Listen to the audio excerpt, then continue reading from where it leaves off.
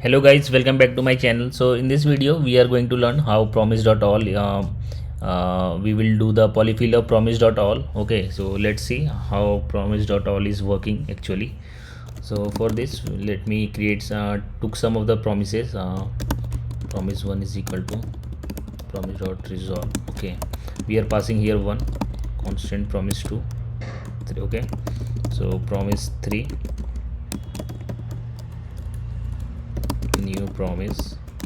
So inside this we have two functions. First one is resolve and reject. I'm using arrow function. Okay, so inside this let us use the set timeout function as well.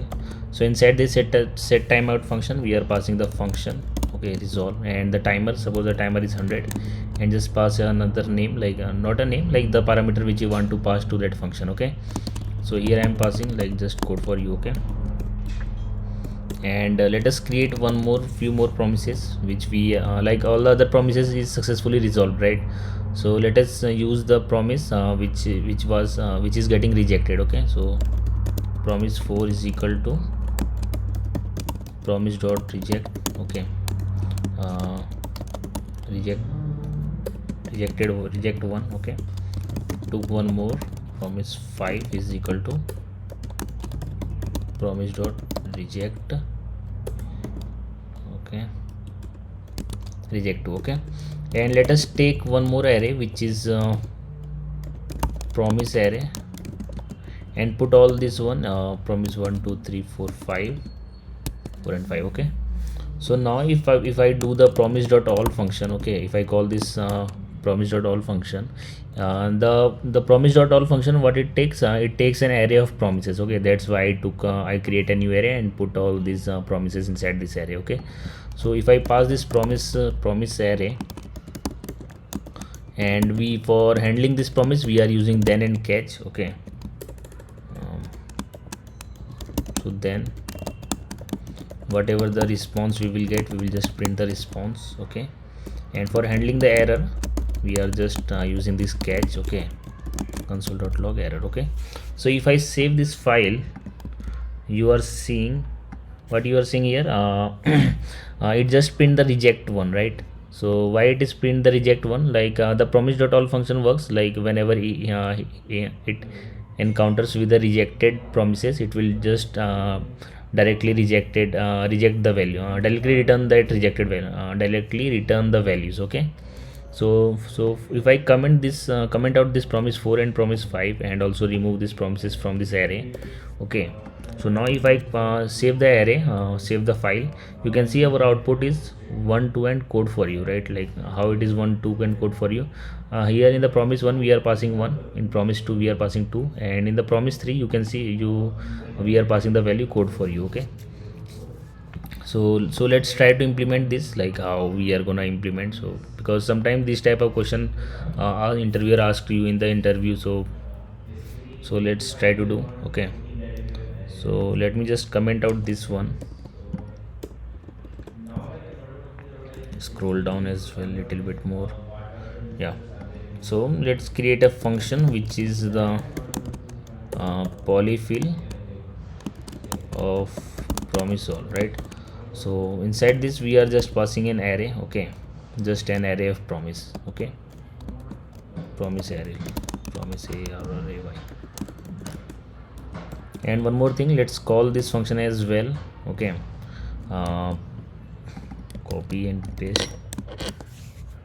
And what is the array? Promise array. Okay, so promise array, and and one more thing, this promise.all function which you see, it is also return a promise. Okay, so that's why we are using then and catch method. So what we have to do, we also have to return the promise, right?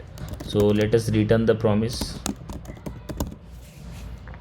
and inside this promise we have two function you already know, resolve and rejected.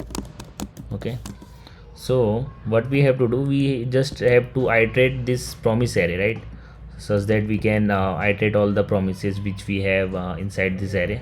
So promise array dot, I'm using for each loop. Okay, instead of item just write the promise for better naming convention, promise. So promise dot then. Okay,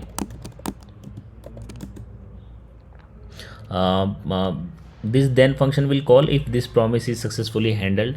Okay, so in that case what we have to do, we are just uh, let us create one array. Okay, so let uh, output, let's say output. Okay, so inside this output array we will just push the value output dot push and result. Okay, and let us pass one more value which is index to check this index we are using because suppose the length of this promise, the length of this array is 3, right? So when our for each loop is gonna iterate this promise, so at that time we also have to resolve this promise, right? Like to resolve to make the call of resolve function such that it will the value is getting resolved, right? So that's why I am using index here. And let us write the condition if the index is equal to promise array dot length minus promise array dot length minus 1. Yeah, so in that case what we have to do, we have to just resolve this promise, not promise, this output array. Okay, and what happened in the case of rejected, in case of rejected we just need to catch method, and we just need to pass this reject as a array. Okay, so if I print this one, so you can see this polyfill of promise.all, we are getting the promise, right? So what we have to do for accessing the values of like to handle this promise, we need to use this and then and catch, right? So let us print this value response. Okay, and for handling the error we are using